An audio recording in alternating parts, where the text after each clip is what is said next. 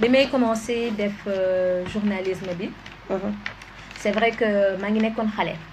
loolu moom am na maa ngi nekkoon xale. mais daanaka ñi ma fekk ci métier bi tett nañ ma. parce que ba may dem agence de presse africaine. maa ngi ko fekkee ay mag yoo xamante ne jàngal nañu Fernand Tona. je pense que nekkatul koo xamante ne dañ koy présenter ci milieu bi. bu weesoo loolu tam bi ma demee Africa 7 rajo fekk naa ko nga xamante ne jàngal nañ ma. te fii nii ma nekk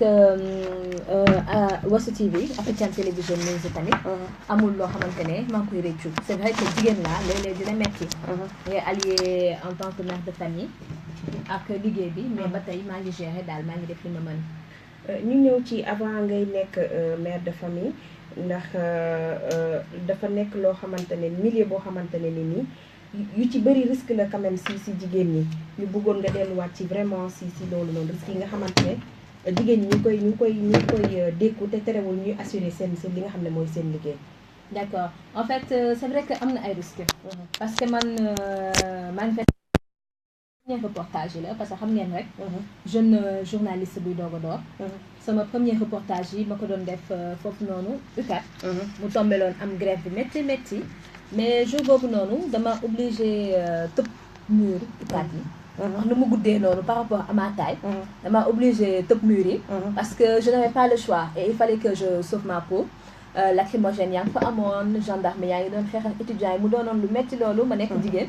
mais jour boobu noonu j'ai été obligée de faire face à cela. am na tamit yeneen yoo xamante ne li ñu naan risque la c'est vrai parce que léeg-léeg nga dem voyager dem ci dëkk boo jàmbur. doo am yaay doo am papa doo am kenn koo xamante ne mën na la jàppale. yow dong yaa fay nekk ak say collègues. pour une jeune femme ce n'est pas facile. d'autant plus que nous sommes dans un pays boo xamante ne léeg-léeg wax bi dafay bëri loolu. mais n'empêche que comme je l'ai dit plus tantôt c'est une passion. looloo tax lu bëri du ma ko sóoraale du ma si rendre compte. parce que mbëggeel bi ma am ci liggéey man loolu laay jiital. loolu mooy sama motivation première j'aime le métier que je fais. dëgg la gis nañ ne aussi ñu bëri dañuy wax ne jigéen ñi dañu dugg ci métier journalisme bi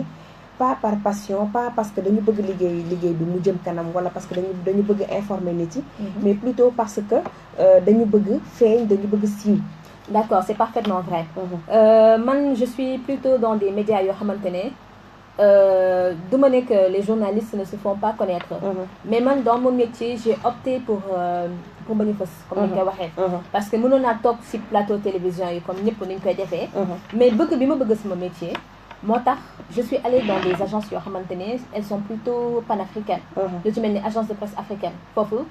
on ne voit pas trop. West TV on entend juste notre voix c'est disponible sur le bouquet canal.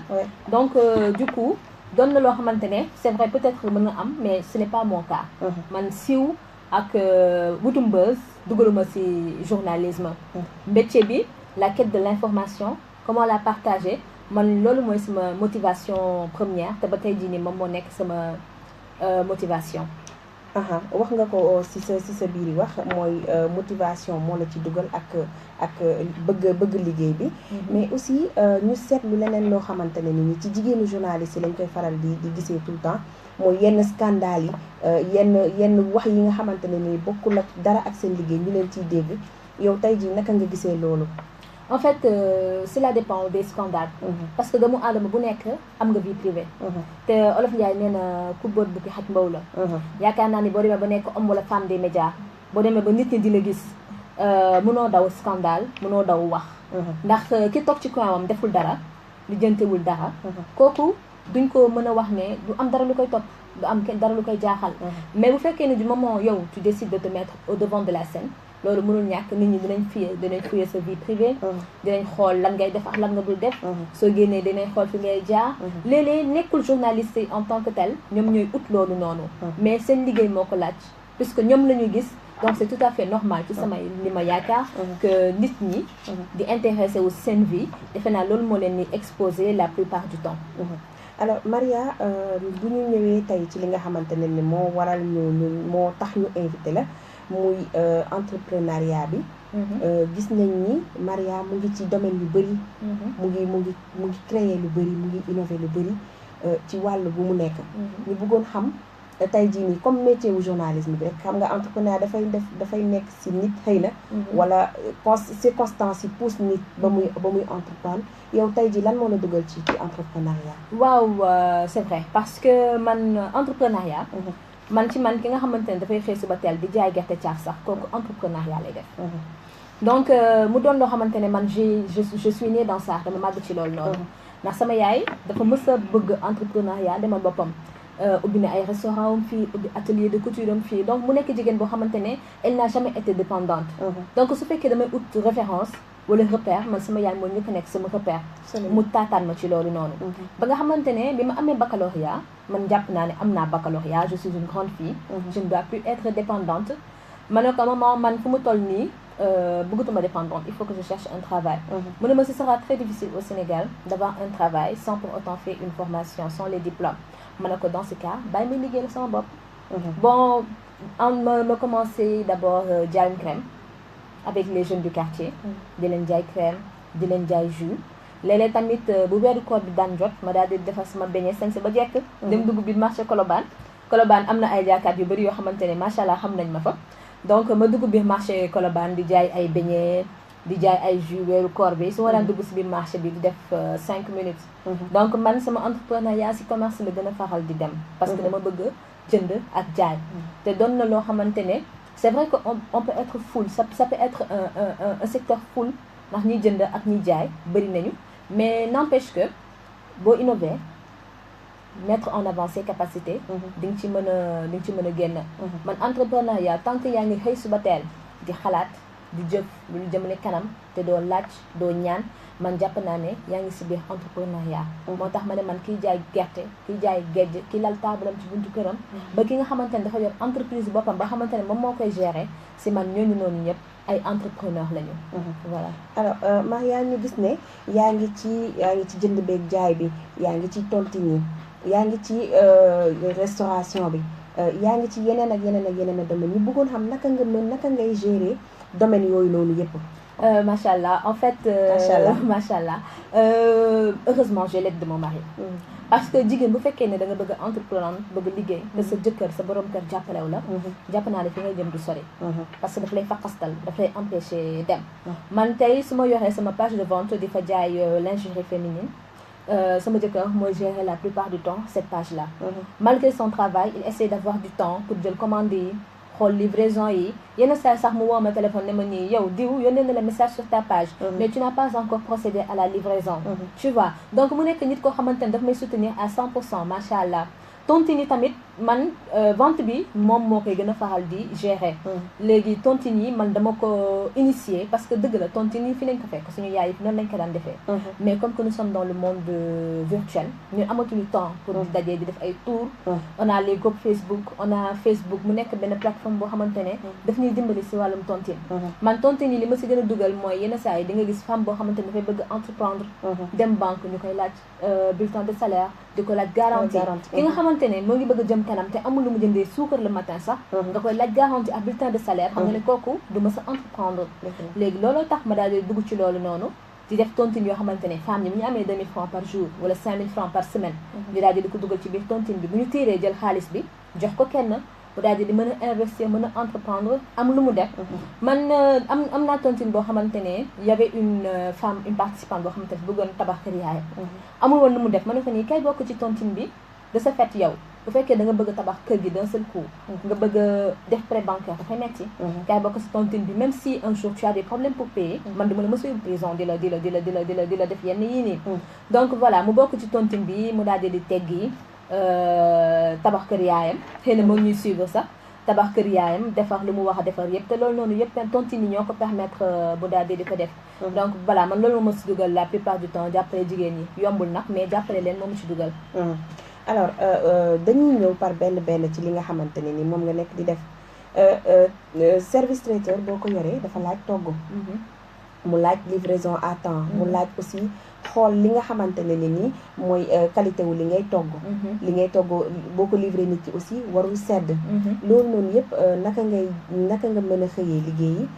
togg sa togg yi nga war a livré gérer sa tontine yi jaay aussi sa lingerie yi moo li mën a wax rek am naa aide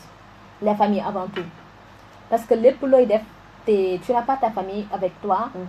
du ma ne sax du sotti mais dafay métti man lépp lu jëm ci restauration bi c'est ma mère qui gérait ça c'est un projet qui est actuellement en stand-by comme tu l'as dit livraison bi dafay métti ndax nit ki da daan jël pause am diggante midi ak 13h ñu war ko livrer diggante midi ak 13h mais livreur bi dafa daan tardé des fois parce que amaguma sama service de livraison boobu donc livreur bi da doon tardé yenn say clients yi dañu mujjee xat yi tu vois donc sama yaay dafa bëgg restauration comme li ma la ko waxee dafa bëgg togg dafa doon loo xamante ni c'est une passion chez elle dafa bëgg togg bi ma ko proposé service traiteur bi elle était vraiment ravie te ba tey ji daf ma naan quand est-ce que tu reprends ma ne ko donne-moi du temps pour préparer le service de livraison parce que man instant bi nii loolu moo gën a nekk sama handicap donc su ma préparer service de livraison boobu noonu man restauration bi sama yaay moo koy gérer lingerie bi la plupart du temps c'est mon mari qui gère ça et une sœur bi nga xamante ni daf may jàppale ci gestion page bi ma daal di nag su ma xëyee mën a dem bureau daal di liggéey parce que boo liggéeyul tamit am salaire yenn yu bëri doo ko mën a réaliser comme il se doit donc voilà alors tey jii nii wax nga ko nga ne sa famille moo lay jàppale sa borom kër moo lay jàppale nga nekk ndaw di jaay lingerie mu xaw a nekk loo xamante ni dafa intime te kuy wax lu intime il faut nga mën a wax nit ki mu xam lan la bëgg ki koy jënd lan la borom këram bëgg pour mu mën ko satisfaire mu nekk yoo xamante ne ni entre ki ngay jaay ak ki nekk derrière l'écran ak ki nga xamante ne ni moom nga bëgg jaay carrément du xaw a correspondre tuuti dafay nekk lu metti est-ce que yenn saa yi di nga am ay problème par rapport ak sa clients yi seen satisfaction wu li nga xamante ne moom nga leen di jaay est-ce que tey jii ni am na si ñoo xamante ne ni ubbeekuwuñu ba war la mën a expliquer réellement ñoom li nga xam ne noonu lañu bëgg comment est-ce que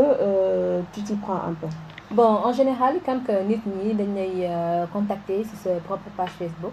ne ma mariage j'ai vu telle et telle chose je veux ça man dinaa la laaj sa taille laaj la ndax si ça t'ira bien ndax dina la jàpp wala du la jàpp par rapport à ta morphologie par rapport à la couleur de ton teint parce que jaay yomb na mais jaay mooy li ma wax la passion la booy jaay première chose bi nga war a jiital mooy la relation avec le client avec la cliente parce que kooku bu ñëwul jënd si yow jàpp naa ne que li nga soxla du sotti li nga bëgg am doo ko am donc man déjà ki def premier pas ñëw ne dafa bëgg lingerie man li ma ko mën a jàppale dinaa ko jàppale waaw des fois nga daal di jaay nit mu ne li nga ko jaay jotu ko li nga ko jaay ça ne va pas ce n'est pas la taille moo tax à chaque fois damay insister sur la taille de la lingerie parce que xam nga lingerie doon na loo xamante ni boo ko xasee ba natt rek boo ko waree sumiwaat di ko delloo nit ki du ko mënati jaayati tu vois donc tout le temps damay insister sur la taille insister ba xam ndax lii ak lii jox la ay mensuration ne la est-ce que lii nii c'est ce que tu veux réellement donc je prends mon temps des fois dinaa waxante benn client pendant 48 heures à la fin elle n'achète rien du tout mais dama naan peut-être que elle n'a pas été satisfaite ma jàll ci keneen yenn saa nga wax ak nit pendant 48 heures mu ne ma lii laa bëgg ma ne ko non ça ne t'ira pas tu vois j'aurais préféré que tu choisisses ça parce que la vente c'est d'abord le conseil voilà donc dama opté pour lingerie c'est vrai que c'est quelque chose d'intime mais am na ñoo xam ne dañu am borom kër donc ñooñu léeg-léeg ñoom tamit seen borom kër dinañ ko gis donc loolu noonu yëpp mu nekk ay paramètres yoo xamante ne da nga ko war a sóoraale bu fekkee ne da ngay jaay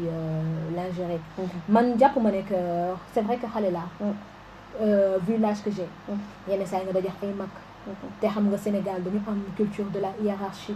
mag mooy jiitu xale topp mais man jàpp naa ne que su ma demee tey jii ba mën a évoluer si mag yi c'est parce que peut-être que li may def jaar na yoon parce que si tel n'était pas le cas kon du ma nekk ak ay mag nga dama yor tontine yoo xamante ne sama ay moromu yaay ñoo fa nekk voilà donc peut-être que li ma doon def su jaarul woon yoon kon tey jii nii du mën a yegg foofu noonu voilà wax nga ne aussi sa jëkkër moo lay jàppale si li nga xam ne moo di gérer sa page Facebook boobu noonu moo lay jàppale si yenn livraison yooyu tey mu nekk lu rare góor di jàppale jigéen ci wàllu woowu noonu du ma ne góor du jàppale jigéen mais dañuy wax affaire lingerie comme ni ma ko waxee sànq dafa nekk lu xaw a intime loo xamante ne nii vraiment il faut nga laaj yenn question il faut nga egg fenn fi ak nit ki moom naka lay ban état d'esprit lay gérer loolu ak yow aussi naka ngay gérer loolu parce que il faut vraiment pouvoir gérer voilà en fait ouverture d'esprit ouverture d'esprit doon na loo xamante ne ce n'est pas le mariage qui le donne da nga koy am avant ngay marier boo ko defee bés boo nekkee si ménage ouverture d'esprit boobu noonu daf lay continuer de le topp bon des fois comme c'est derrière une page on peut savoir si c'est la femme ou si c'est le mari qui parle on peut savoir si c'est ma sœur qui parle donc du coup ñoom bon bu gisee question boo xamante ne daf ko jaaxale ma naan kaay tontu sa client bii nii parce que man kii xaw ma lan lay wax ma ne ko ni lan la wax mu ne ma lii ak lii ma ne ko attendre ma daal di ko tontu parce que ma xam ne foofu noonu du domaine am bu tontuwee tontu benn instant mu leer ko ne fii càng na dafay bàyyi message yi bàyyi ba man ma am jot ma daal di tontu jëm si wàllu boobu noonu mu nekk benn travail d'équipe boo xamante ne man ak moom ñoo ngi koy mëne voilà yenn saa yi aussi c'est très difficile nga gis benn couple boo xamante ne ni day doon he for she or she for he maanaam ñoom ñaar ku ci nekk di mën a am benn relation boo xamante ne relation de travail lay doon mu génn cadre relation jëkkër ak jabar. Bon, peut-être que tamit li ñu bokk bureau maax moom la moo tax parce que déjà nous sommes sur le même lieu de travail on s'est connus sur le lieu de travail donc góoma ne que travail war na mën a nekk raison de discorde entre nous parce que déjà au bureau il connaît sa place je connais ma place ku nekk xam nga fi ngay taxaw ku nekk xam nga la mooy sa rôle donc xëy na loolu tam daf ñu aider ba nga xamante ne liggéey bi duñ si am ay jafe-jafe noonu ak ay problème voilà yegg si nañ suñu moment de pause dañuy def benn pause de 5 minutes ñu dellu si waat bu ñu ñëwee ñu xoolaale aussi question wu internet yi di remercier ñi ñuy seetaan ñëpp Moussoukoro Diop Koudi Binta Baba Sall ñoom Mata Sali Wade Rama Diop yéen ñëpp ñu ngi leen di remercier si seetaan ak déglu bi ngeen ñuy def ñu ñëwaat ci kanam inchallah